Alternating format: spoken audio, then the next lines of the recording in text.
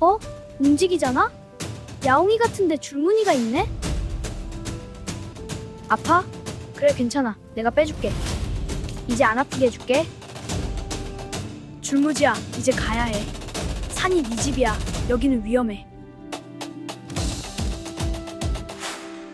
잘 가, 건강해야 해. 착한 놈이야, 저 호랑이도, 저 아이도. 저 아이 허풍쟁이가 아니었구만. 야담 주막을 시청해주셔서 감사합니다. 제1장 허풍쟁이 도리. 조선 영조 치세 28 해째 되던 봄이었다.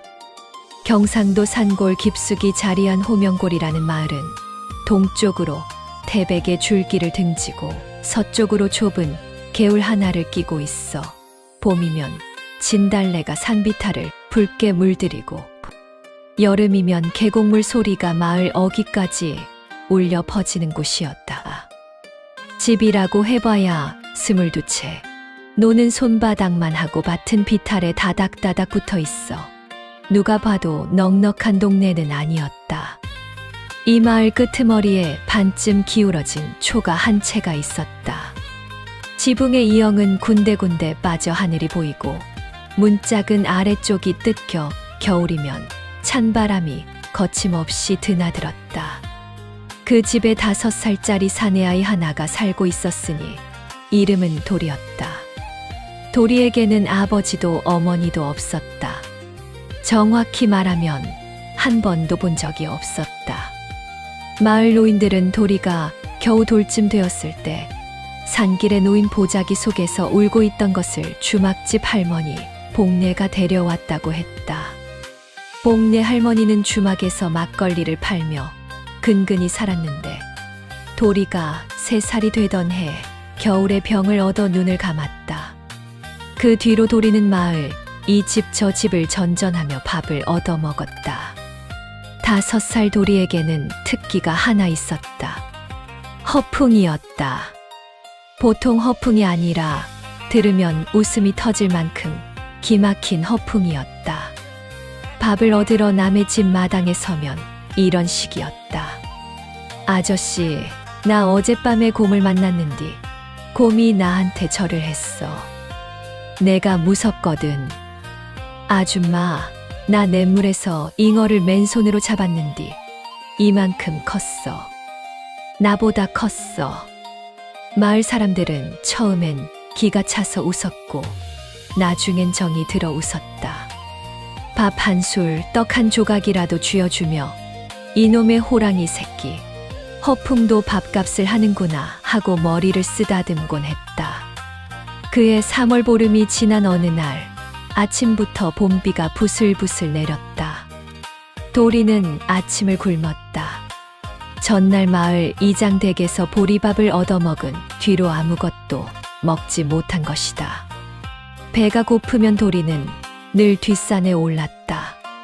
산에 가면 달에 넝쿨에 남은 마른 열매라도 주울 수 있고 운이 좋으면 고로쇠, 수액이 뚝뚝 떨어지는 나무를 찾을 수도 있었다. 빗길을 올라 산중 턱쯤 이르렀을 때 도리는 바위 틈 사이에서 낮은 소리를 들었다.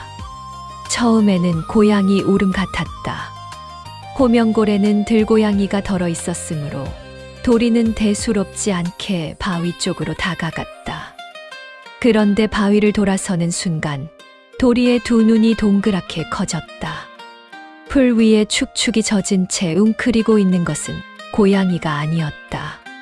줄무늬가 선명한 새끼 호랑이였다. 크기는 도리의 팔뚝만 했고 앞다리 하나가 덫에 걸려 피가 배어 나오고 있었다. 새끼 호랑이는 도리를 보고도 도망치지 못했다. 겁에 질린 눈으로 가늘게 울 뿐이었다. 도리는 무서웠다. 아무리 새끼라 해도 호랑이는 호랑이였다. 그러나 도리는 배고픔보다 더 잘 아는 것이 있었으니 혼자라는 것이 얼마나 무섭고 서러운지를 알았다. 눈앞의 새끼 호랑이가 바로 그 꼴이었다. 혼자 다치고 비에 젖어 떨고 있었다. 도리는 주저앉아 덫을 살폈다. 나무와 줄로 엮은 올무더지였는데 5살 손가락으로는 매듭을 풀기가 쉽지 않았다.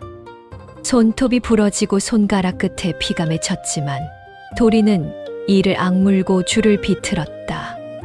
한참을 씨름한 끝에 매듭이 풀렸고 새끼 호랑이의 앞다리가 빠져나왔다.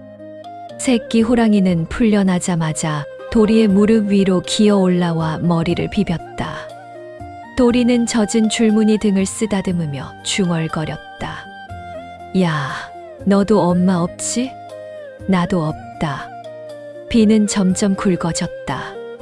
새끼 호랑이는 앞다리를 절뚝거리며 걸으려 했지만 몇 걸음 가지 못하고 쓰러졌다. 도리는 잠시 망설이다가 등을 돌려 새끼 호랑이 앞에 쭈그리고 앉았다. 올라타. 새끼 호랑이가 알아들을 리 없었지만 도리가 등을 내밀자 본능적으로 앞발을 도리의 어깨에 걸쳤다. 도리는 새끼 호랑이를 업고 일어섰다. 무게는 도리 몸무게의 반쯤 되었을 것이다. 비탈기를 내려오는 동안 도리는 4번 미끄러졌고 2번 넘어졌다. 그때마다 새끼 호랑이가 떨어지지 않도록 2 손으로 꼭 잡았다. 마을 어귀에 이르렀을 때 빨래를 걷던 김씨네 큰며느리 순덕이 도리를 보고 빨래 대야를 떨어뜨렸다. 도리야, 그게 뭐냐? 도리는 콧물을 훌쩍이며 대답했다. 고양이. 순덕의 비명에 사람들이 몰려왔다. 이장 박치수, 대장간 김석봉, 두부집 오씨 아나까지 16명이 도리를 둘러쌌다. 새끼 호랑이를 본 순간 마을은 벌집을 쑤신 듯 난리가 났다. 미친 놈, 호랑이 새끼를 왜 데려와? 어미가 쫓아오면 우리 다 죽는다. 당장 산에 갖다 버려라. 도리는 울먹이며 소리쳤다. 다쳤단 말이야. 다리에서 피나. 나도 배고프고 이것도 배고파. 소란이 한참 이어졌다. 이장 박치수는 한숨을 쉬며 새끼 호랑이의 앞다리를 살폈다. 상처가 깊었다. 이대로 산에 놓아두면 이틀을 못 버틸 터였다. 박치수는 긴 침묵 끝에 입을 열었다. 일단 상처부터 치료하자. 상처가 나으면 산에 놓아줄 것이니 그때까지만이다. 도리는 비에 젖은 얼굴로 웃었다. 새끼 호랑이는 도리의 품에서 코를 벌름거리며 잠이 들었다. 그날 밤 호명골에는 이상한 소문이 퍼졌다. 허풍쟁이 도리가 진짜 호랑이를 데려왔다. 허풍이 진짜가 된 밤이었다. 제2장 줄무늬 고양이. 2장 박치수의 결정이 떨어진 뒤 도리와 새끼 호랑이는 도리가 잠자리로 쓰던 빈 헛간에 함께 머물게 되었다. 헛간이라고 해봐야 기둥 4개의 볏짚 지붕을 얹은 것이 전부였고 바닥에는 누렇게 삭은 짚이 깔려 있을 뿐이었다. 그래도 비를 피할 수 있고 한쪽 구석에 가마니를 쌓아 놓으면 바람도 막을 수 있었다. 도리는 새끼 호랑이에게 이름을 지어 주었다. 줄무늬였다. 마을 사람들 앞에서는 고양이라고 불렀지만 둘이 있을 때는 줄무늬야 하고 불렀다. 줄무늬는 도리가 부르면 고개를 돌렸다. 알아듣는 것인지 소리에 반응하는 것인지 알 수 없었지만 도리는 알아듣는 것이라 믿었다. 새끼 호랑이의 앞다리 상처는 깊었다. 덫에 주리살을 파고들어 뼈가 보일 듯했다. 이장은 소에게 쓰는 약초 반죽을 가져왔고 대장간 김석봉은 깨끗한 무명천을 찢어 붕대를 만들었다. 도리는 줄무늬의 머리를 쓰다듬으며 앞다리를 잡아주었는데 줄무늬는 약을 바를 때마다 낮게 으르렁거렸지만 도리를 물지는 않았다. 치료를 도운 뒤 마을 약방 출신의 노인 최영감이 고개를 저었다. 새끼라서 다행이지 다 큰 놈이면 벌써 누가 손목이 날아갔을 게야. 도리는 최영감의 말을 듣고도 태연했다. 줄무늬는 착해. 나만 안 물어. 최영감은 기가 차서 웃었다. 사흘이 지나자 줄무늬의 상처에서 피가 멎었고 다리를 절뚝거리긴 했지만 헛간 안을 돌아다닐 수 있게 되었다. 문제는 마을 사람들이었다. 처음에는 신기해하며 헛간을 기웃거리던 사람들이 점점 불안해지기 시작한 것이다. 가장 먼저 입을 연 것은 두부집 오씨 안악이었다. 이장님, 그 짐승이 크면 어쩔 겁니까? 우리 아이들 잡아먹으면요? 뒤이어 대장간 김석봉의 아내도 거들었다. 새끼 때는 귀엽죠. 하지만 석 달만 지나면 송아지만 해진다면서요. 이장은 곤란한 얼굴로 도리를 바라보았다. 약속은 상처가 나으면 산에 놓아준다였다. 상처는 낫고 있었다. 하지만 줄무늬를 산에 놓아주면 앞다리가 완전히 낫지 않은 상태에서 혼자 살아남을 수 있을까? 이장의 마음은 무거웠다. 열흘째 되던 날 밤 사건이 터졌다. 마을 한복판 김석봉의 집 달장에서 닭 2마리가 사라진 것이다. 달장 울타리에는 발톱에 긁힌 듯한 자국이 남아 있었다. 김석봉은 아침부터 마을을 돌며 소리쳤다. 호랑이 새끼가 닭을 잡아먹었다. 내 눈으로 발톱 자국을 봤어. 마을 사람들이 도리의 헛간으로 몰려갔다. 줄무늬는 헛간 구석에서 도리 옆에 웅크리고 있었다. 입 주위에 피가 묻어 있지 않았고 배도 불룩하지 않았지만 사람들의 눈에는 그런 것이 보이지 않았다. 당장 저놈을 산에 버려. 아니, 관가에 신고해서 포수를 불러야 해. 도리는 줄무늬를 껴안고 울었다. 줄무늬 아니야. 줄무늬는 밤새 나랑 같이 있었어. 소란이 한창일 때 이장 박치수가 손을 들어 사람들을 진정시켰다. 김석봉 달장 울타리에 난 자국이 정말 호랑이 발톱이냐? 내가 직접 보겠다. 이장은 마을 사람 서넛과 함께 달장으로 갔다. 울타리를 꼼꼼히 살펴본 이장은 고개를 저었다. 이건 호랑이 발톱이 아니라 살개 발톱이다. 줄이 3개밖에 없잖아. 호랑이는 5줄이야. 마침 그때 달장 뒤편 수풀에서 바스락 소리가 났다. 이장이 몽둥이를 들고 다가가자 수풀 속에서 삭 한 마리가 달뼈를 물고 도망쳤다. 진범은 살기였다. 김석봉은 머쓱해져서 고개를 긁었다. 이장이 낮은 목소리로 말했다. 석봉아, 내가 직접 도리한테 가서 미안하다고 해라. 김석봉은 투덜거리면서도 헛간으로 가서 도리 앞에 쭈그려 앉았다. 도리, 내가 잘못했다. 줄무늬한테도 미안하다. 도리는 코를 훌쩍이며 고개를 끄덕였다. 줄무늬는 김석봉의 손등을 핥았다. 김석봉은 깜짝 놀라 손을 뺐다가 멋쩍게 웃었다. 이놈, 거친 혀 가지고. 그날 저녁 이장은 마을 사람들을 모아놓고 새로운 제안을 했다. 한 달만 더 두자. 한 달 뒤에 줄무늬의 다리가 다 나으면 내가 직접 깊은 산에 데려다 놓겠다. 그때까지 도리가 책임지고 돌보되 헛간 밖으로 나오지 못하게 할 것이다. 반대하는 사람도 있었지만 살사건 이후 기세가 꺾인 터라 결국 한 달 유예가 결정되었다. 도리는 그 밤 줄무늬의 귀에 대고 속삭였다. 한 달이래. 한 달 뒤에 너 가야 해. 줄무늬는 도리의 턱 밑에 머리를 들이밀고 가르랑거렸다. 호랑이인데도 고양이처럼 가르랑거리는 그 소리가 도리에게는 세상에서 제일 따뜻한 소리였다. 제3장 장터의 호랑이 소문. 호명골에서 아이가 새끼 호랑이를 키운다는 소문은 보름도 지나지 않아 이웃 장터까지 퍼졌다. 소문의 진원지는 두부집 오씨 안악이었다. 오씨는 닷새마다 열리는 화전장에 두부를 내다 팔았는데 장터에서 입을 열면 멈출 줄을 몰랐다. 우리 마을에 5살짜리가 호랑이를 키우는디 그놈이 호랑이를 고양이라고 부르지 뭐예요.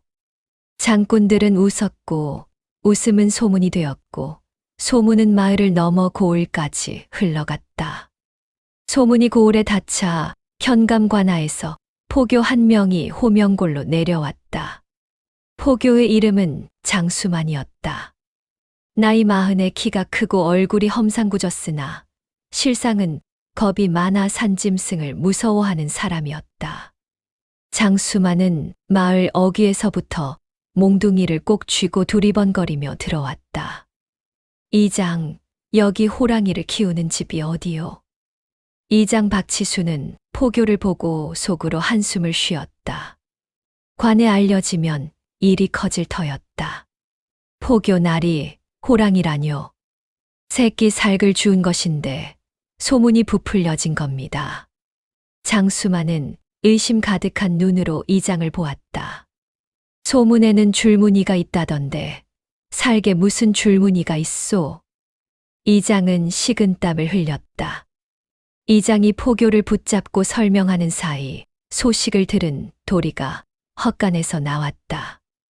도리는 포교를 올려다보며 씩 웃었다. 아저씨 누구야? 되게 무섭게 생겼다. 장수만은 어이가 없었다. 이놈, 관의 포교에게 반말이냐? 포교가 뭔데? 이장이 황급히 나서서 도리의 입을 막으려 했지만 도리는 이미 다음 말을 내뱉고 있었다. 아저씨, 우리 고양이 볼래? 되게 예뻐. 장수만은 고양이라고? 하며 콧방귀를 뀌었지만 호기심을 이기지 못하고 도리를 따라 헛간으로 갔다. 헛간 문을 열자 줄무늬가 볏짚 위에 웅크리고 있었다. 보름 사이에 제법 자라서 고양이라고 우기기에는 무리가 있는 크기였다. 장수만은 줄무늬를 보는 순간 얼굴이 하얗게 변했다. 호랑이잖아. 장수만은 뒤로 물러서다 문턱에 걸려 엉덩방아를 찧었다. 줄무늬는 낯선 사람의 큰 소리에 놀라 도리 뒤로 숨었다. 도리는 줄무늬의 머리를 쓰다듬으며 태연하게 말했다. 봤지? 겁쟁이야. 이 고양이. 아저씨가 더 무서운 거 아니야? 장수만은 헛간 밖으로 나와 이장을 붙잡았다. 이장, 이건 분명히 호랑이요. 내가 관에 보고하면 포수가 내려와서 저놈을 잡을 것이고 마을에도 벌이 내려올 것이요. 이장은 조용히 말했다. 포교날이 저 짐승은 새끼입니다. 다리를 다쳐 걷지도 못했던 놈인데 5살짜리가 업고 와서 살린 겁니다. 상처가 나으면 산에 놓아줄 것이니 한 달만 눈을 감아 주십시오. 장수만은 갈등했다. 관에 보고하면 공을 세울 수 있었다. 하지만 보고하면 새끼 호랑이는 죽고 도리는 관가에 끌려갈 수도 있었다. 장수만은 겁쟁이였지만 아기는 아니었다. 긴 침묵 끝에 장수만이 입을 열었다. 한 달이요. 한 달 뒤에 내가 다시 오겠소. 그때까지 저놈이 마을에 있으면 나도 어쩔 수 없소. 이장은 깊이 허리를 숙였다. 감사합니다. 나리. 장수만은 돌아서며 도리를 흘깃 보았다. 도리는 헛간 앞에서 줄무늬의 등을 긁어주고 있었다. 장수만은 코끝이 시큰해지는 것을 느꼈지만 내색하지 않고 마을을 떠났다. 그날 밤 도리는 이장에게 물었다. 이장 아저씨, 그 무서운 아저씨 착한 사람이야? 이장은 웃으며 대답했다. 무서운 사람이 다 나쁜 건 아니고 착해 보이는 사람이 다 착한 건 아니다. 세상은 그런 거야. 도리는 고개를 갸웃거렸다. 아직 이해하기에는 너무 어린 말이었지만 언젠가 이 말이 뼈저리게 와닿을 날이 올 터였다. 제사장 탐관의 눈. 호명골이 속한 고을의 현감은 조태영이라는 자였다. 나이 50, 과거에 겨우 합격해 벼슬길에 오른 뒤 30년 가까이 한양 근처의 한직만 돌다가 5년 전에 경상도 외진 고을로 밀려난 사람이었다.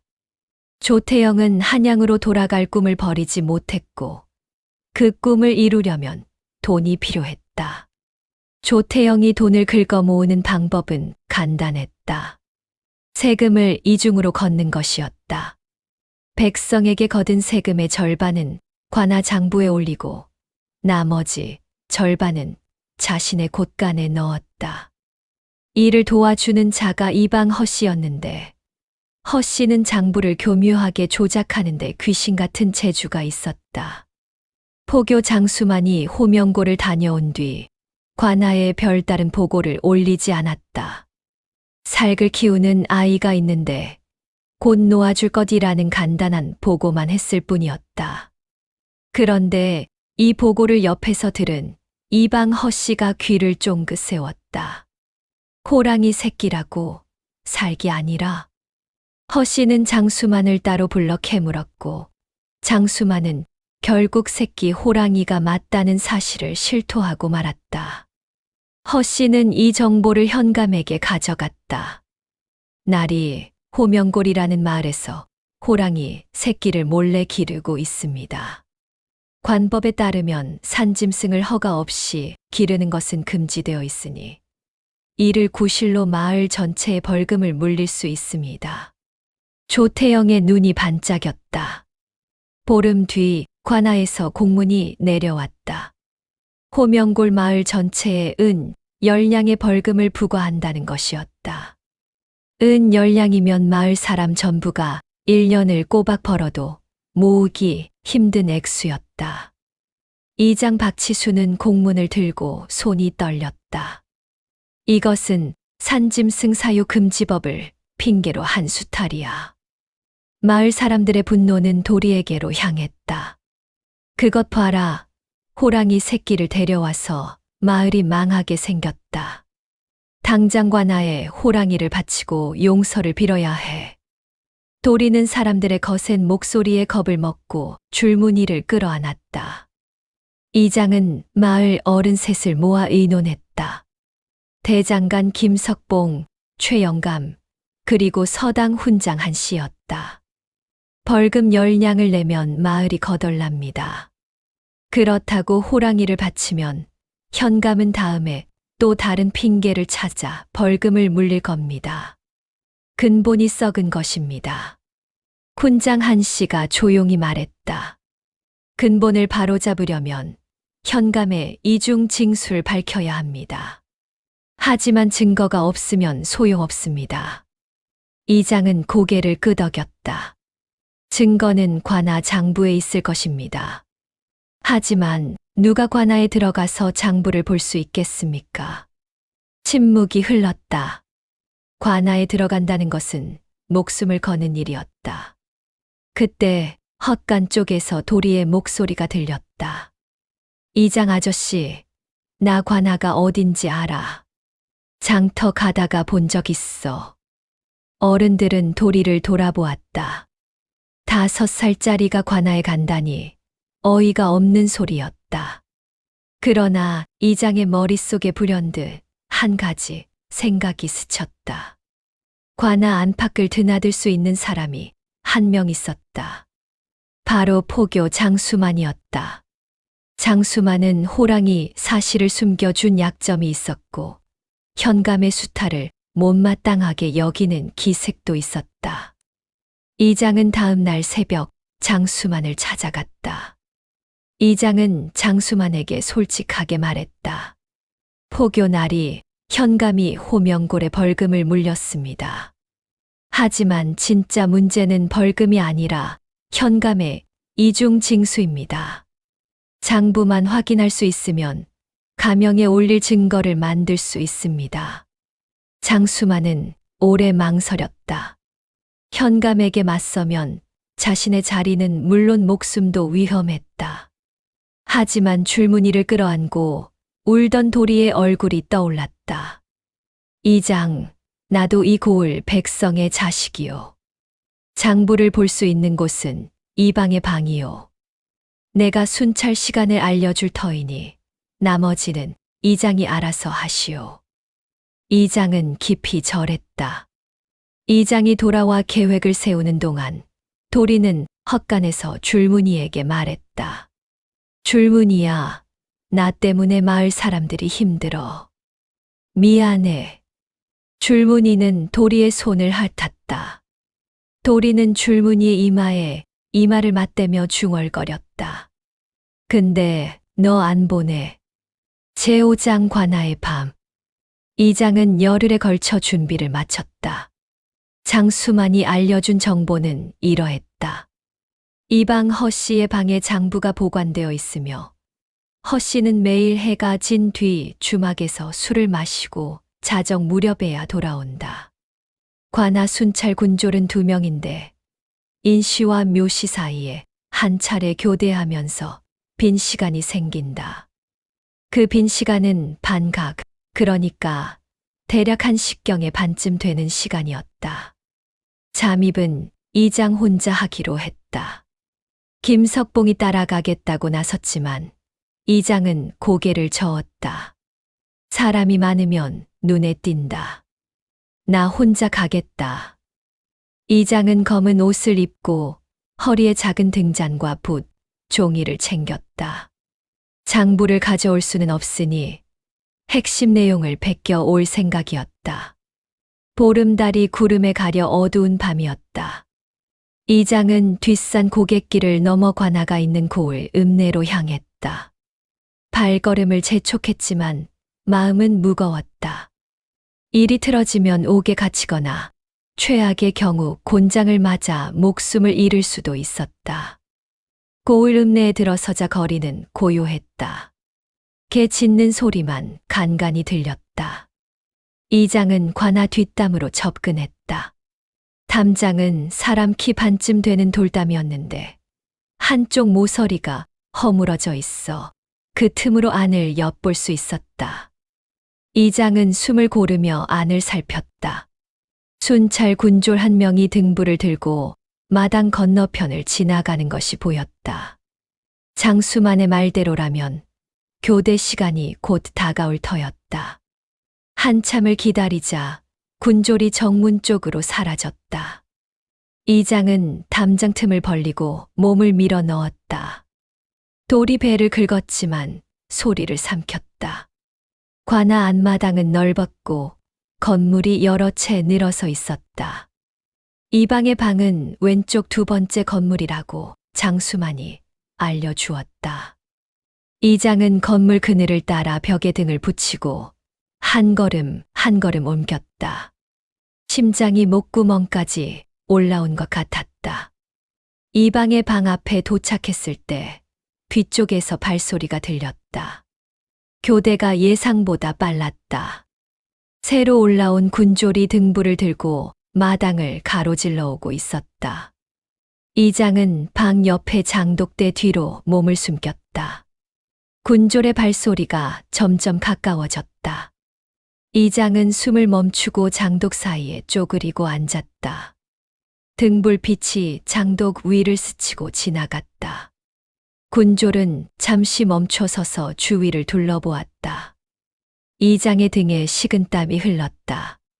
그때 마당 건너편에서 고양이 한 마리가 지붕 위를 뛰며 기와를 떨어뜨렸다.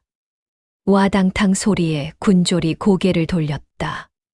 뭐야, 고양이냐? 군졸은 투덜거리며 소리가 난 쪽으로 걸어갔다. 이장은 그 틈을 놓치지 않고 이 방의 방문을 열었다. 방 안은 어두웠지만 등잔에 불을 켤 수는 없었다. 달빛에 의지해 방 안을 더듬었다. 한쪽 벽에 목괴가 있었다. 괴 안에 장부 묶음이 들어 있었다. 이장은 종이를 꺼내 무릎 위에 놓고 손가락으로 장부의 글자를 더듬으며 읽었다. 어둠 속이라 쉽지 않았지만 이장은 한 글자 한 글자를 짚어가며 핵심을 베꼈다. 장부에는 세금 수입이 두 줄로 적혀 있었다. 윗줄은 관아에 올리는 공식 금액, 아랫줄은 실제로 거둔 금액이었다. 차이가 엄청났다. 지난 3년간 현감이 빼돌린 금액은 은 300냥이 넘었다. 이장은 손이 떨려 붓을 놓칠 뻔했다. 이것이면 충분했다. 가명에 올리면 현감은 물론 이방까지 파직될 증거였다. 이장은 장부를 원래 자리에 돌려놓고 방을 나왔다. 다시 벽을 따라 담장 쪽으로 이동했는데 이번에는 마당 한가운데를 지나야 하는 구간이 있었다. 이장은 군졸이 건너편에 있는 것을 확인하고 숨을 죽인 채 마당을 가로질렀다. 발소리를 죽이려고 신발을 벗고 맨발로 달렸다. 담장에 이르러 몸을 밀어 넣는 순간 돌 하나가 굴러 소리를 냈다. 이장은 심장이 멎는 줄 알았다. 뒤에서 거기 누구냐 하는 소리가 들렸지만 이장은 이미 담 밖으로 빠져나와 어둠 속을 달리고 있었다. 이장은 고을 뒷산을 넘어 호명골로 돌아왔다. 가슴에 품은 종이에는 현감의 죄가 적혀 있었다. 마을 어귀에 이르자 동이 트고 있었다. 헛간 앞에서 도리가 줄무늬를 안고 잠들어 있는 것이 보였다. 이장은 잠든 도리를 바라보며 속으로 말했다. 이 아이가 호랑이를 업고 왔고 그것이 화근이 되었지만 그 화근이 아니었으면 현감의 수탈을 영영 모르고 살 뻔했구나. 때로는 화근이 전화위복의 씨앗이 되는 법이었다. 제6장 가명으로 가는 길. 이장은 마을 어른들에게 장부 사본을 보여주었다. 숫자를 확인한 훈장 한 씨가 혀를 찼다. 300냥이라. 이 고을 백성 전체가 피를 짜는 돈입니다. 대장간 김석봉이 주먹을 불끈 쥐었다. 가명에 올립시다. 관찰사가 보면 가만두지 않을 것입니다. 이장은 고개를 끄덕이며 연판장을 꺼냈다. 마을 사람들의 이름을 돌려 적는 원형 서명이었다. 누가 먼저 서명했는지 알 수 없도록 동그랗게 이름을 배치하는 방식이었으니 주모자를 특정할 수 없게 하기 위함이었다. 22가구 중 19가구가 서명했다. 서명을 거부한 3가구는 현감과 거래가 있는 집이었다. 문제는 가명까지 연판장과 장부 사본을 가져갈 사람이었다. 가명은 사흘거리에 있었고 현감이 눈치를 채면 중간에 잡힐 수도 있었다. 이장이 직접 가겠다고 했으나 훈장이 말렸다. 이장이 마을을 비우면 현감이 바로 의심합니다. 눈에 띄지 않는 사람이 가야 합니다. 모두가 침묵하는 가운데 뜻밖의 사람이 손을 들었다. 포교 장수만이었다. 내가 가겠소. 포교가 관아 밖을 돌아다녀도 의심받지 않소. 게다가 나는 가명 관찰사의 직속 관할이니 직접 면담을 청할 수 있소. 이장은 놀란 얼굴로 장수만을 바라보았다. 날이 위험합니다. 장수만은 쓸쓸히 웃었다. 이장, 나도 이 고을에서 태어났소. 내 어미도 현감 때문에 세금을 이중으로 낸 사람이요. 장수만은 다음 날 새벽에 출발했다. 연판장과 장부 사본은 허리춤 안쪽에 꿰매어 숨겼다. 겉으로는 순찰을 도는 포교의 행세 그대로였다. 마을을 떠나기 전 장수만은 도리의 헛간에 들렀다. 줄무늬는 이제 제법 커서 중형견만 했다. 앞다리의 상처는 거의 아무러 절뚝거리지 않고 걸을 수 있었다. 도리, 내가 돌아올 때까지 줄무늬를 잘 지켜라. 도리는 고개를 끄덕이며 물었다. 아저씨, 어디가? 나쁜 놈 잡으러 간다. 도리는 눈을 동그랗게 떴다. 아저씨 겁쟁이잖아. 장수만은 피식 웃으며 돌아섰다. 장수만이 떠난 이틀째, 현감 조태영은 이방 허씨에게서 보고를 받았다. 날이 포교 장수만이 이틀째 보이지 않습니다. 순찰 일정에도 없는 외출입니다. 조태영은 미간을 찌푸렸다. 어디로 갔느냐? 확인 중입니다만 호명골 쪽으로 갔다가 북쪽 길로 향했다는 목격이 있습니다. 북쪽이면 가명 방향이 아니냐. 조태영의 얼굴이 굳었다. 장부가 떠올랐다. 혹시 장부의 내용이 새어나간 것은 아닌가? 당장 사람을 보내 장수만을 잡아와라. 허씨는 관아에 군졸 둘을 보내 장수만을 추적하게 했다. 장수만은 가명까지 하루 거리를 남기고 중령 고개를 넘고 있었다. 고개 중턱에서 뒤를 돌아보니 먼 아래쪽 길에 두 사람의 그림자가 빠르게 올라오고 있었다. 관복 차림이었다. 장수만은 숨이 막혔다. 출격자였다. 장수만은 걸음을 빨리 했지만 군졸들은 젊고 빠르고 장수만보다 체력이 좋았다. 고개 정상에 이르렀을 때 뒤에 군졸이 소리쳤다. 장포교, 멈추시오. 현감 나리의 명이오. 장수만은 멈추지 않았다. 내리막을 뛰기 시작했다. 돌길에서 몇 번 미끄러졌지만 다시 일어나 달렸다. 연판장과 장부 사본이 허리춤에서 몸에 부딪히는 것이 느껴졌다. 군졸 하나가 돌을 던졌다. 돌이 장수만의 어깨를 스쳤다. 통증이 왔지만 멈출 수 없었다. 장수만은 죽으림을 다해 달렸다. 내리막이 끝나고 평지가 나타났을 때 저 앞에 가명의 높은 성벽이 보였다. 성문 앞에는 가명 소속 군관들이 서 있었다. 장수만은 성문 앞까지 달려가 쓰러지듯 무릎을 꿇었다. 가명 관찰사 대감께 긴급 고변을 올립니다. 현감 조태영의 이중 징수 증거를 가져왔습니다. 성문의 군관들이 장수만을 둘러쌌다. 뒤쫓아 온 군졸 둘은 가명 앞에서 감히 손을 쓰지 못하고 멈춰 섰다. 장수만은 허리춤에서 연판장과 장부 사본을 꺼냈다. 땀에 젖고 모서리가 구겨져 있었지만 글씨는 또렷했다. 가명 안으로 들어가면서 장수만은 속으로 중얼거렸다. 도리 그놈 나보고 겁쟁이라더니.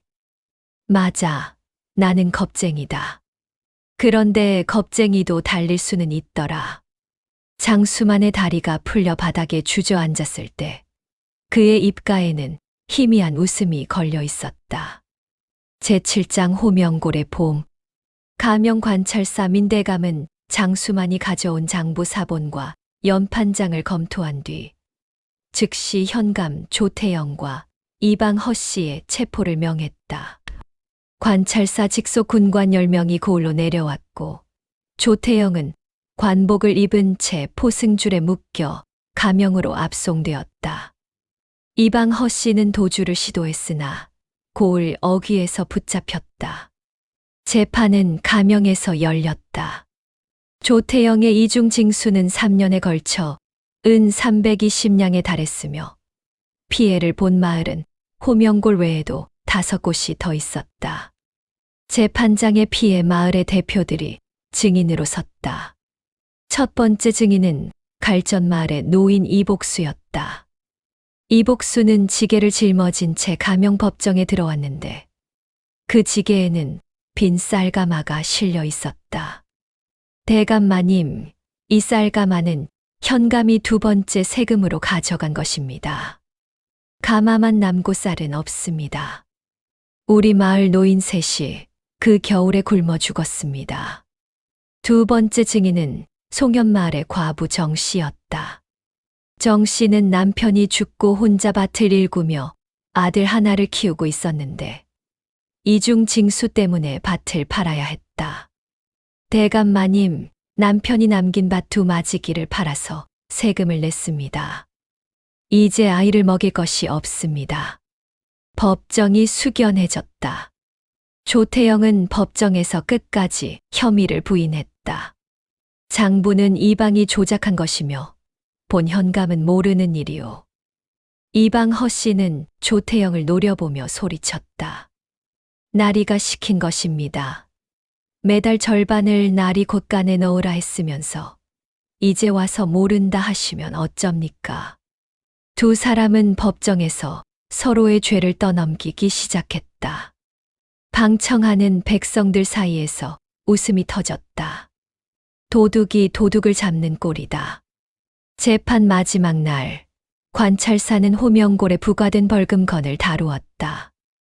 호명골 이장 박치수가 올린 연판장에 따르면 현감 조태영은 마을에서 새끼 호랑이를 기른다는 이유로 10냥의 벌금을 부과했다. 이에 대해 현감은 무엇라 하겠는가? 조태영은 고개를 숙인 채 대답하지 못했다. 관찰사가 이어서 물었다. 새끼 호랑이를 기른 당사자는 누구인가? 이장이 앞으로 나서서 대답했다. 5살짜리 고아 아이돌이입니다. 산에서 덫에 걸린 새끼 호랑이를 풀어 업고 와 치료한 것이며 상처가 나은 뒤 산에 놓아주려 했습니다. 관찰사는 잠시 생각한 뒤 말했다. 5살 아이가 다친 짐승을 살린 것은 어진 마음이지 죄가 아니다. 벌금은 무효로 한다. 법정에 안도의 한숨이 흘렀다. 관찰사의 판결은 엄중했다. 현감 조태영은 파직 후 유배에 처해졌고 빼돌린 은 320냥은 모두 피해 마을에 돌려주도록 명했다.